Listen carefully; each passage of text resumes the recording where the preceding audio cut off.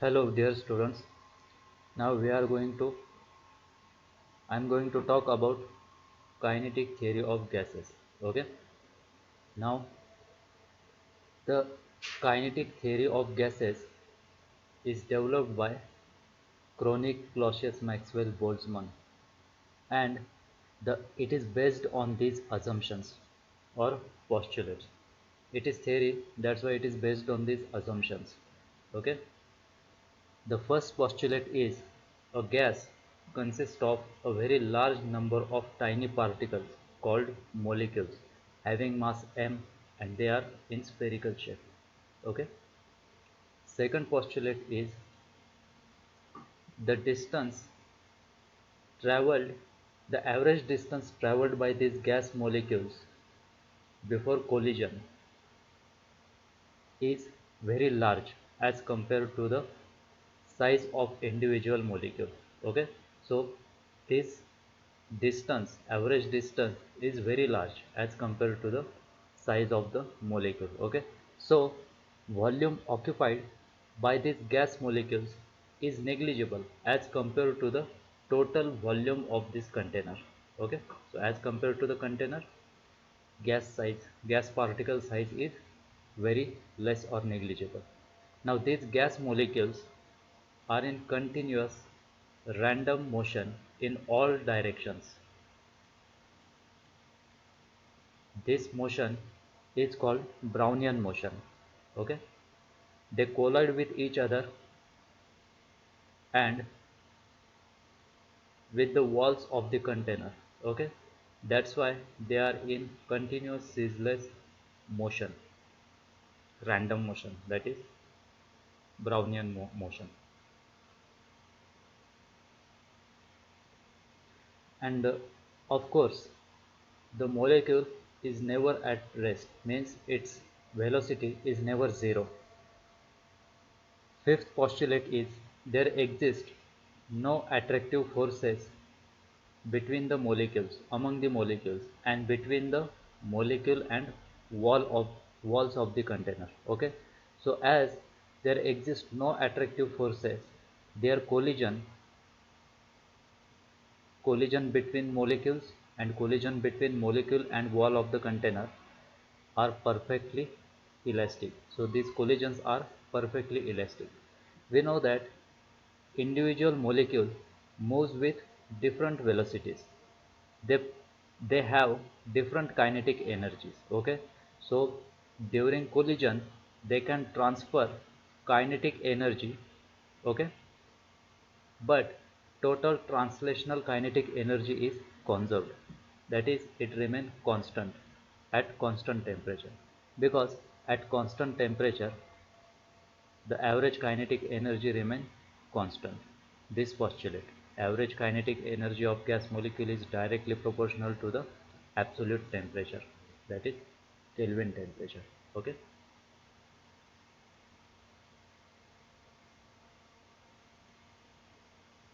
The pressure of the gas, next postulate is the pressure inside this container due to gas.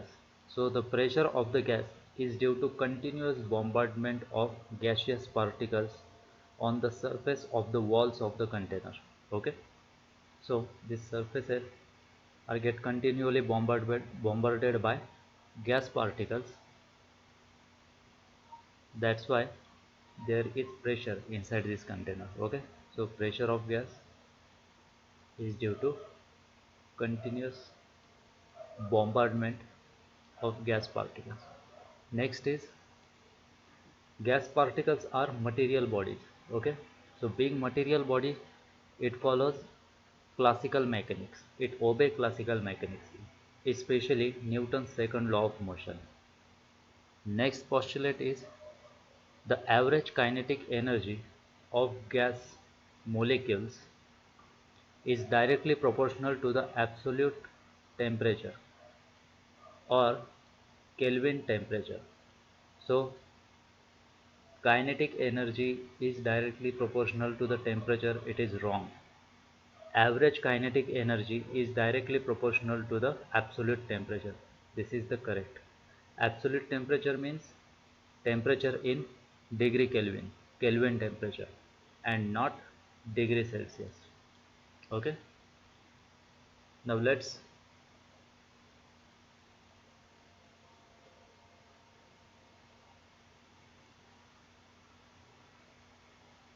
start how to write kinetic gas equation. Okay. Now kinetic gas model is based on the assumptions. Okay. Consider this is the container containing n number of gas molecules, each having mass m. The edge length of container is L. Now the mass particle, that is gas particle having mass m, is moving with velocity v at any instant. Okay, so v is the velocity of this particle, but we cannot say that the molecule always move in this direction, x direction, or it moves in y direction only, or in z direction only. It can move in x direction, y direction, or z direction. Okay, so all possible movements are there. So we can resolve the velocities along the x, y, and z direction into the components vx, vy, and vz. Okay, so it can shown that v square is equal to vx square plus vy vx square plus vy square plus vz square. Okay, now suppose this gas particle in a container is moving from left side of the container, left wall of the container towards the right wall of the container. Suppose right wall is wall A. Okay, now while moving, its velocity is vx. Okay, and as it obeys classical mechanics, the momentum of this particle before the collision on the wall A is mass into velocity, that is mvx. The particle moving along the x direction, that's why velocity component is vx, mvx. Okay, now particle strikes at the wall A and rebounds. After rebounds, its velocity changes to minus vx, and momentum also after impact becomes m into minus vx, that is minus mvx. So change in momentum by single particle moving along the x direction, along the x axis, due to one impact is mvx minus minus mvx, that is 2 times mvx. Okay, now let's consider the velocity of molecule of particle is 1000 meter per second. Okay, and this distance, edge length of container is 1 meter. So all edges are 1 meter because it is cube. Okay, now suppose particle moves from left wall to right side wall. Okay, it strikes. The distance traveled by this particle is 1 meter. Okay, it strikes and rebounds and travel to the left side wall. Okay, again it strikes. The total distance traveled is 1 plus 1, 2 meter. Okay, again it rebounds and travels towards the wall A, that is right hand side wall. The distance traveled is 1 plus 1 plus 1 meter is 3 meter. Okay, so 3 meter distance traveled gives 3 impacts. Okay, 3 impacts by gas molecules on the walls of the container. Now suppose I divide this by 1 meter. What is 1000 meter per second? It is velocity. We consider the velocity is say 1000 meter per second. What is this 1 meter? It is edge length. Okay, so 1000 meter per second upon 1 meter gives us 1000 impacts per second, because 3 meter traveling gives us 3 impacts. So in 1 second molecule travels 1000 meter. So 1000 times it strikes on the opposite walls, that is left side wall and right side wall of the container. Okay, so Vx upon L gives you number of impacts per molecule per unit time. Now delta Px, the symbol small p is for momentum. Delta Px is change in momentum per unit time by single molecule, okay, which is moving along the x-axis. So we know that change in momentum by single molecule due to one impact is 2 mvx, but due to say 1000 impacts, that is calculated by Vx upon L, these are the number of impacts. Okay, so due to one impact change in momentum is this, and in 1 second number of impacts will be Vx upon L.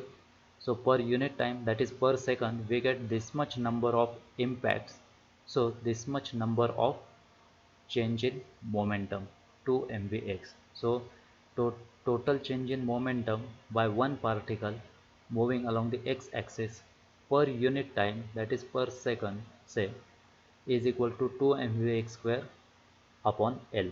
Okay, similarly particle moving along the y direction, along the y-axis, okay, gives us the momentum per second 2 mvy square upon L. Okay, so similarly for particle moving along the z axis we get 2 mvz square upon L. Okay, now total momentum change due to movement of single particle in all possible directions per unit time will be 2 mvx square upon L plus 2 mvy square upon L plus 2 mvz square upon L. The common factor is 2m by L. Take it out, take it out of the bracket, and in the bracket we get Vx square plus Vy square plus Vz square. Okay, so but we know that Vx square plus Vy square plus Vz square is V square, so replace this by V square, we get 2m V square upon L. Now remember that 2 mvx square upon L is total change in momentum by single molecule per unit time moving along the x direction. This is total change in momentum per unit time by single molecule moving in all directions, all the three axes. Okay, it is this. Now, but in this container, the molecules are not single, they are n in number.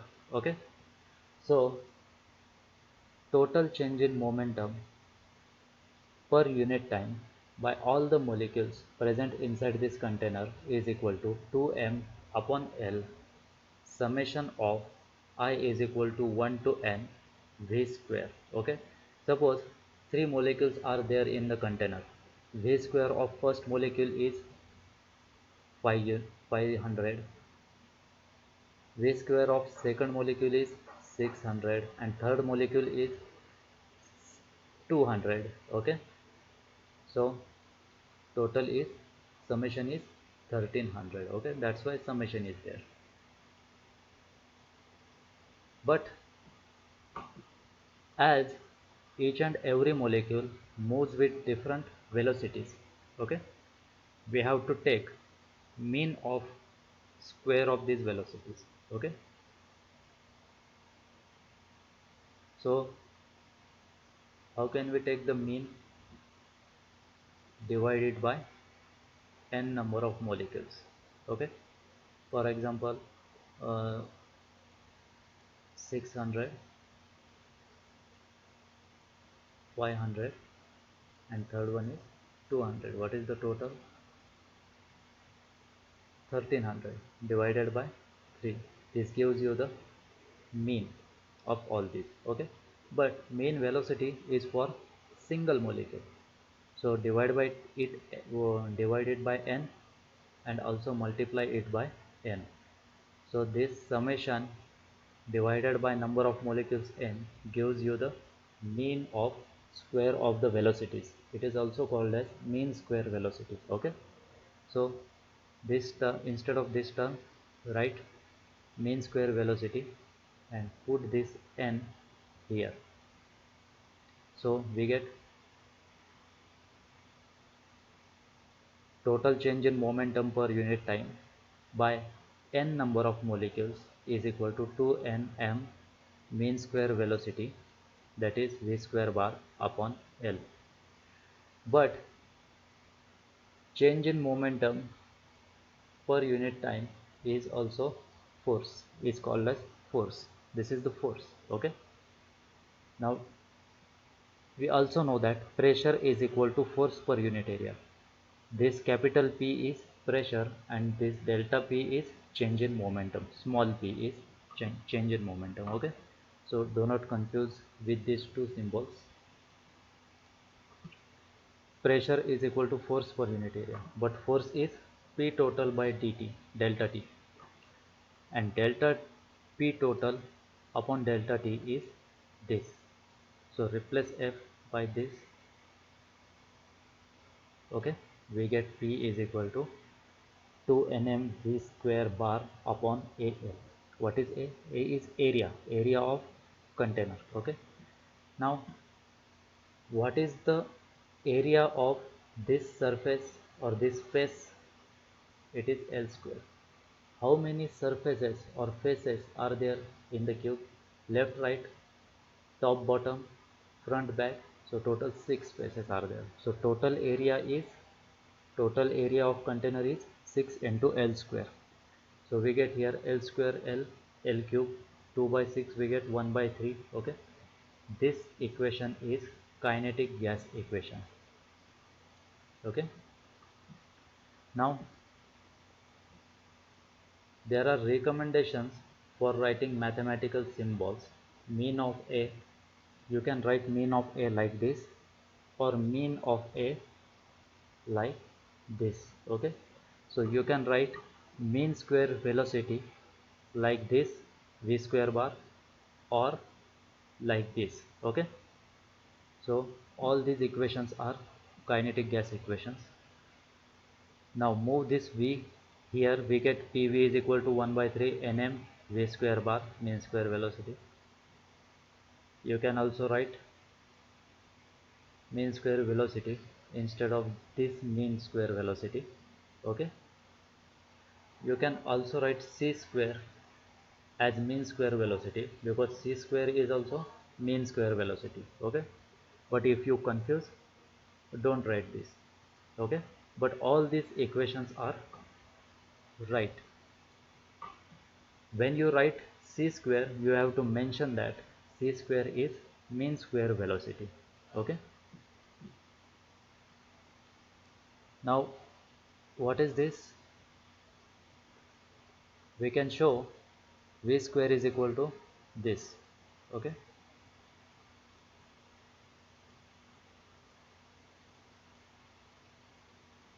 now suppose this is the x axis, y axis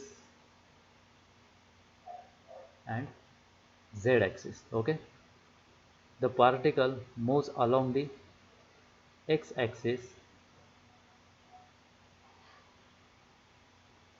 with speed say 3 units. Okay, so along the x axis speed velocity is vx 3 units. Then it collides and change its direction along the y axis. It moves along the y axis with speed v is equal to 4, and along the y axis velocity is vy. Okay, vy. Now you can connect these 2 points.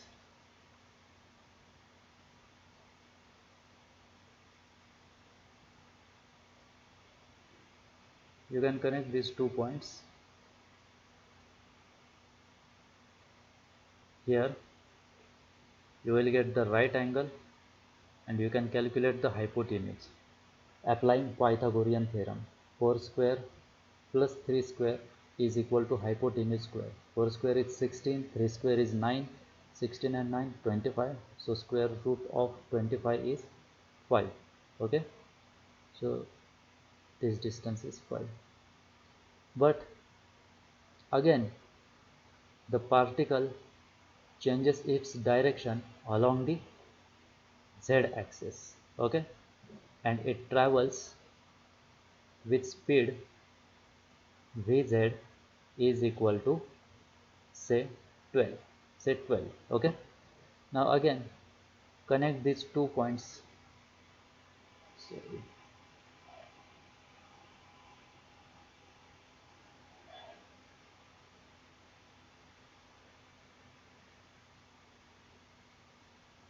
Connect these 2 points. Okay, you will get the right angle here. Okay, and this is hypotenuse.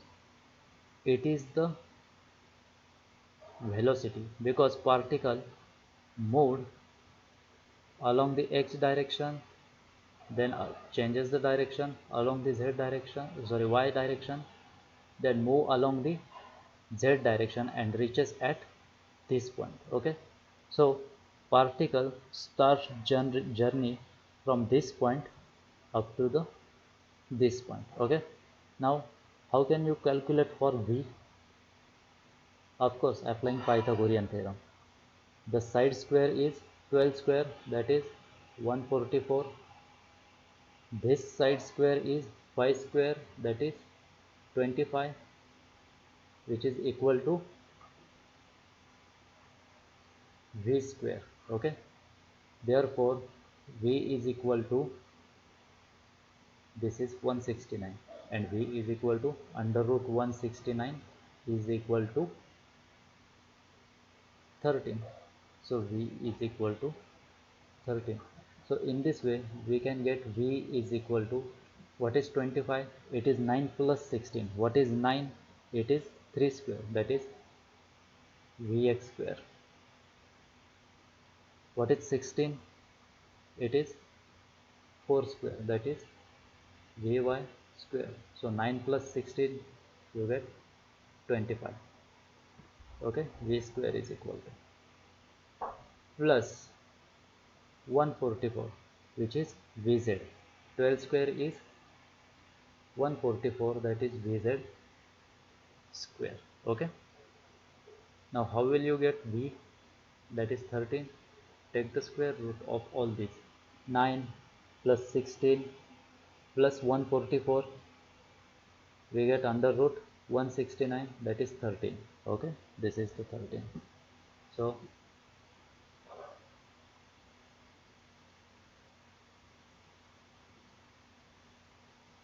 remove this square root. Okay, I will write again.